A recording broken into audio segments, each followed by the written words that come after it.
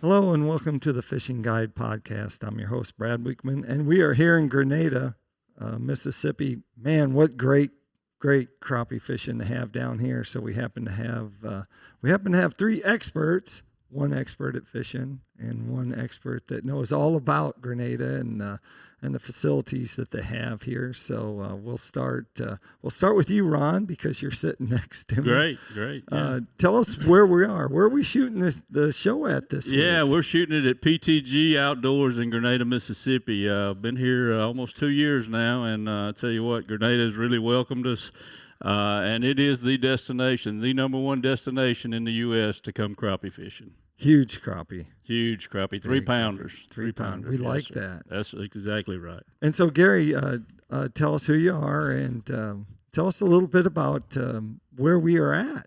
Yeah, Grenada, Mississippi, and I'm the Executive Director of the Grenada Tourism Commission. And like Ron said, it's the number one crappie lake in America. It is our main draw in Grenada Lake. In addition to fishing, there's all kind of camping and water sports activities and outdoor activities like running, biking, hiking. So, but everything about outdoors is what draws people to Grenada, with Grenada Lake being the centerpiece of all that. Yeah, so much, and there's other things to do. We'll come back to that, but Yep. we got to get right into the fishing part. Heck yeah. So kind of break Grenada into 4 seasons for us, Ron. Take us from now and all the way through winter, summer, fall, and back to the period of time we're at now. Yeah, right now we're definitely in the fall season, and I would personally, I like it the most because there's not as much pressure on the water. There's not as much pressure on the fish.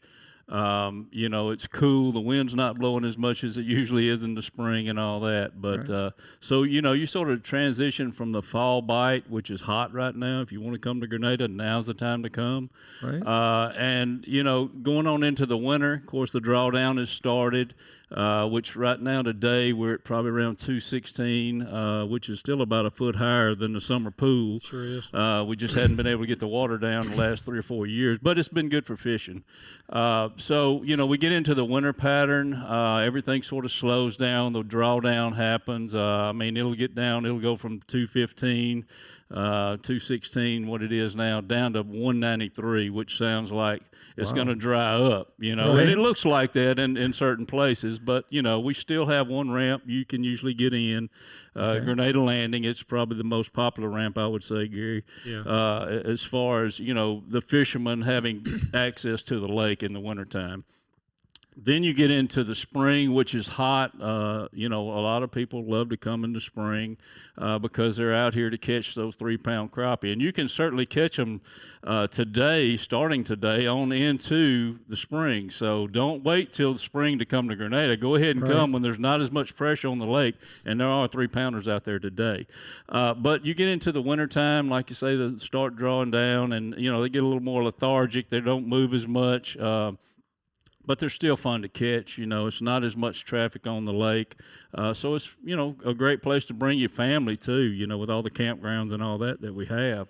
And it's easy access to the campgrounds usually at that time as well. But getting into the spring, that is the hot time of the year for crappie fishing on Grenada.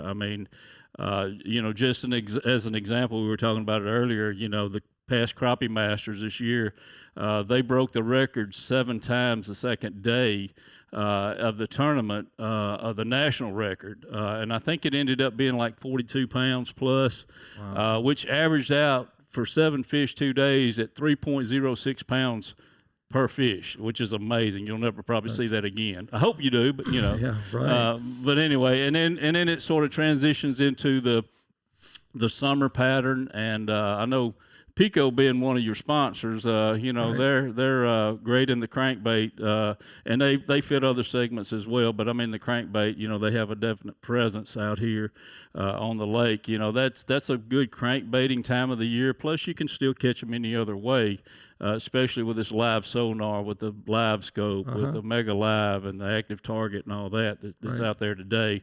But with the, I would say, the crankbaiting season starts at somewhere around the probably June, and it goes on into almost September. So, and you can catch fish on Grenada year-round. So it is a year-round destination, too, that people should take advantage of.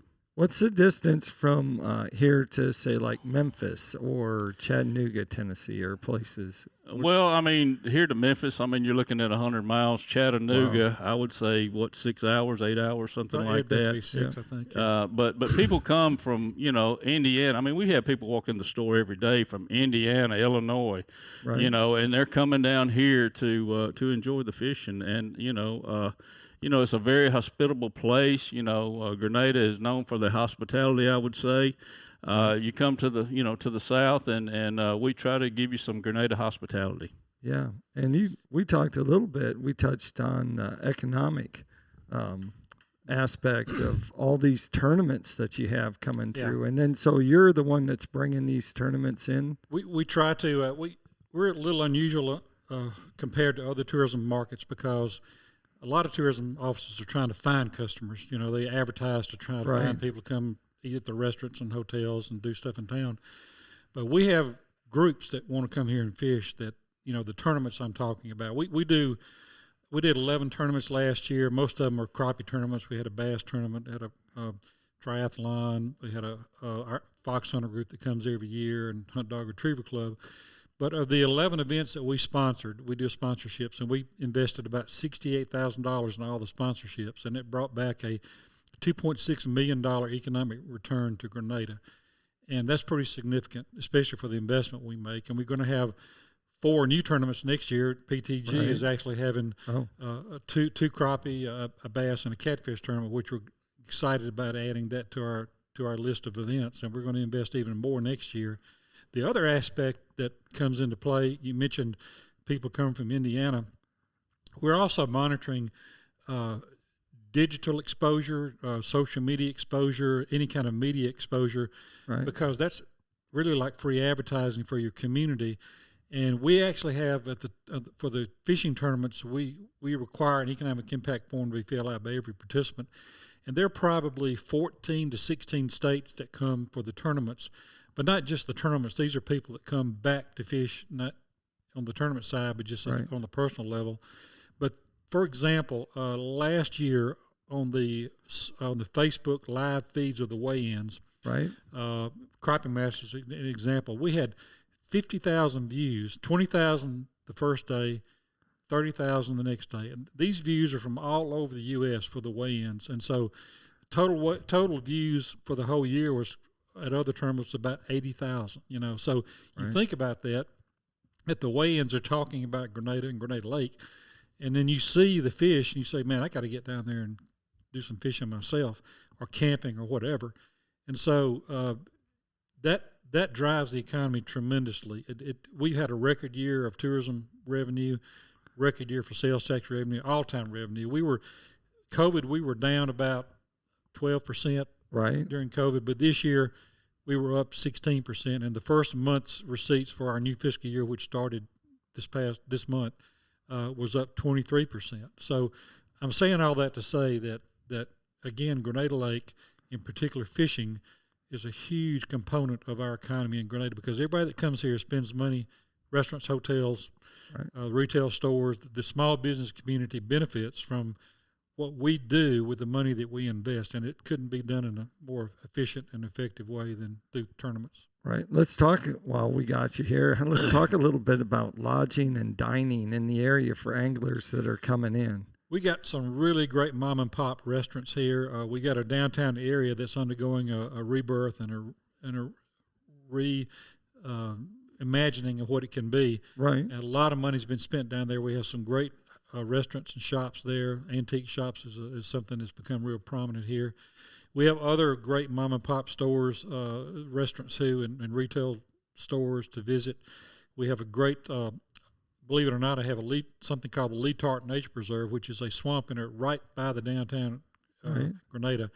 A lot of people go to kayak there, hike, observe, nature and take pictures or whatever. Right. And believe it or not, that draws a lot to Grenada because kayaking is becoming a really big thing, both on the lake and at the swamp area.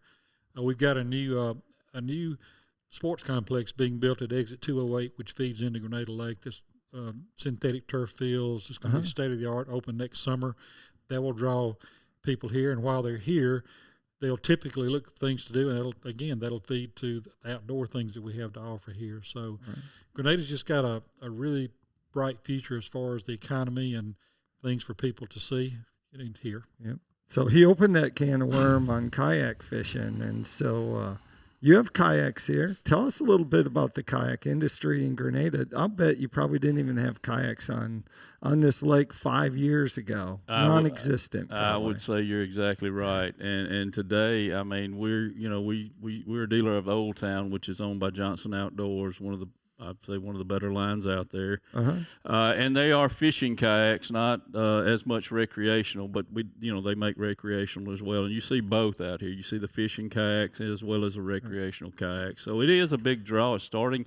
The COVID has sort of held us back as far as getting out there and doing on the water demonstrations. But that is in the plans for next year, and I think the Corps will participate, and I'm sure Grenada Tourism will participate, and putting something together to grow that market as well. Well, you just fill your parking lot up with water, and you probably could grow 3 or 4 pound crappie at the rate they grow here. Could you not? It's pretty amazing. Everybody asks me, what is the trick? Why does Grenada fish seem to grow quicker and bigger than anybody else's? And all I can say, going back to the biologists, the nutrients and all that come in from the two rivers that come in, the Yallabusha out of the east and the Schooner out of the northeast. I mean, I would say probably, it is the nutrients that come in the soil that pour into the lake, and it's just amazing, an amazing fishery. It's a Corps of Engineer lake. This is a federal lake, right? It was built 1953-54, and there's some good stories about that, and I would encourage people too to go see at the right up from the main landing there at the Corps Engineers there. They've got I'm not sure exactly what the building is called, but the visitor center. The visitor center. That's I should have known that, but anyway, the visitor center. But I mean, they do it's a lot of things to see about how the lake actually started, and it walks you through until today, and it's just pretty amazing to take your wife, your kids, your family out there. It's an encouraging experience to take a look at. So a lot of people like to bring their RVs. What do you have for RV campers that are coming in? You mentioned earlier, I forgot the lodging part of it. We have great opportunities for lodging for people that want to come enjoy the lake. We have Hugh White State Park, which has cabins that overlook the water, and they have a campsite, RV camping at that facility.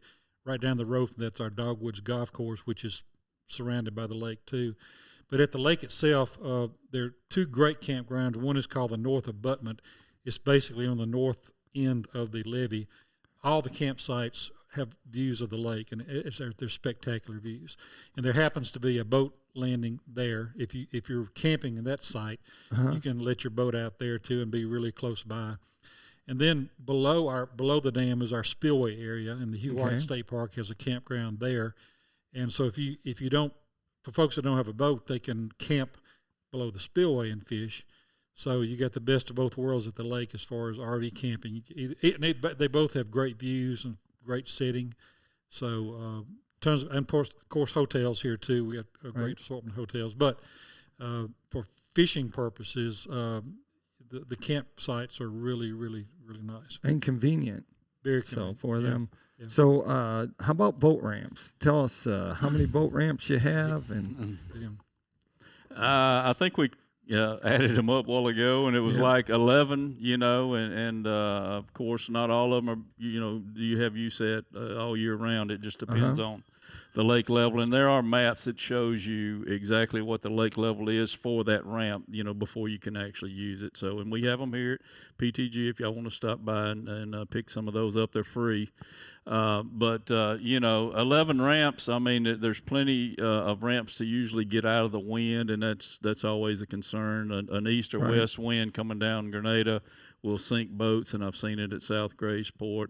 And there's some protected ramps like Piney Woods, Wolf Creek, and the main ramp as well, Grenada Landing. So, there's plenty of ramps to get in. And most of them are safe, most times of the year. Lake Master, their card, is that really good? Is that pretty up to date? Lake Master, yes, it's probably one of the most up-to-date cards. Humminbird, that's what we run. We run it in our tournaments, and we run it, whenever. Most of the guides, if they're out here, they'll be running it. And most of the people that come to Grenada are running Lake Master. It's just a popular card. Not taking anything away from Navionics, but I think it's one of the better cards for sure. We do have the Minn Kota Humminbird display right there. But how about tell us a little bit, as you saw the growth of live sonar, tell us a little bit about how that has changed fishing on Grenada.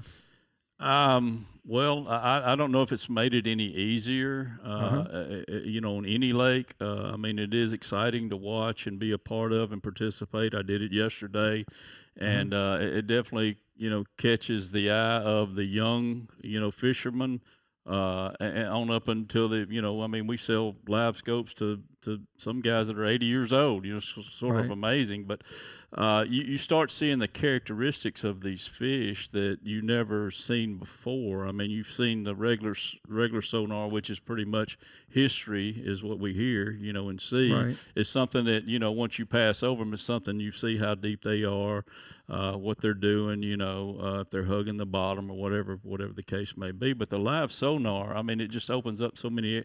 I tell everybody the live sonar, what it does is a time saver for those weekend warriors, the guys that can't fish all the time.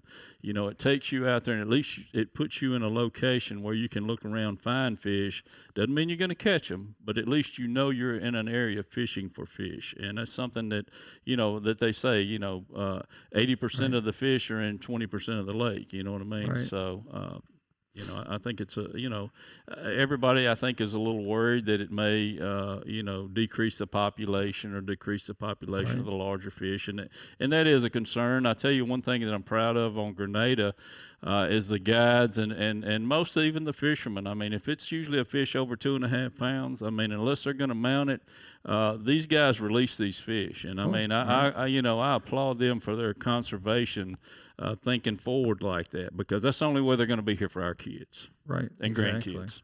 Yep. So this is Grenada is one of those lakes that's on the Mississippi Crappie Trail. So I know that they have some other reservoirs that are on there too. So they have information there, but they have information just on Grenada. So that's always good. You probably gave them all those pictures of 3-pounders, right? You didn't give them any little ones. Sometimes when we promote through social media the lake and all that, and sometimes people will think that we Photoshop these pictures. I think this is not real, and I say, yes, they are. Just I can show you a picture that was taken yesterday. They're posted all the time, right? And this is what's here. You just got to come to. Sometimes I tell folks you got to see it to believe it. And I say the pictures, as good as they are, don't really do justice to what it looks like when you're, especially at these tournaments when they do these weigh-ins. And if you could go to one of those weigh-ins, you'd say, "Wow, they really do have those fish," because you can't Photoshop that to live video. So yeah, exactly. Well, that takes us to Tackle Time. Tackle Time is sponsored by PICO Lures. And PICO Lures, of course, they make products just for crappie fishing. They have a whole line of soft plastic baits. They also have the crankbaits that we talked about a little bit. They have square bills, and they also have a deep diver. So those work really good for pushing or pulling. So you can use either one of those techniques, which is good for catching them. And this would be a good place to do it too. Exactly right. And so, and the other sponsor is Smith Consumer Products. And I brought a stone knife sharpener because if you're down here and you're catching, is the limit 30? No, it's actually 15. 15? 15 is the limit, and they've got to be over 12 inches. So those are some keepers. There's some studs. A lot of meat. So you're going to have to keep your hook sharp. So that's the reason why I brought those. You can check out all their products at smithproducts.com. And that takes us up to, if they wanted to find out more about your store, Ron, and what you do here, where would they go? They can go to ptgoutdoors.com, and or they could look us up on the Facebook page. It's PTG Outdoors, and we try to keep up to date content of what's going on at the lake. things that are going on in Grenada, and we try to encourage the tourism, to Grenada. So. Yep. All right, sounds good, Gary. If they want to find out more about what you have here, it's real easy. Visit GrenadaMS.com. Visit GrenadaMS.com, and on our webpage, it takes you to anything Grenada, including our online visitor guide. Okay. And we have special links regarding fishing and camping with all kind of details. And I think there's also a link there to the Corps of Engineers has a link about everything Grenada. It has a lot of the information that you want to know, like limits and resources for getting your licenses and what the laws are and everything. And I also encourage everybody, you mentioned the Mississippi Crappie Trail website, to really go look at that. Visit Mississippi has been a great supporter of fishing, outdoor sports in Mississippi, and especially Grenada. And that we appreciate their investment in a website like that, because for the true crappie fishermen, you go to that site and you'll see the 6 top crappie lakes in America and information about every one of them. And they even have an app for your phone, so you right. can check out their app too. Really need to check that out, because they had a significant investment in that, and it's worth spending some time there. And they have a tab just for Grenada. You know what? You should rename. Your hashtag should just be Big Crappie. Yeah, that's what it ought to be, because whenever people think about big crappie, they're automatically thinking about Grenada, aren't they? Are they not? They are. Right. So, well, I appreciate y'all being on the show, and like I always like to end it is, make sure you keep your hook sharp and your lures in the water.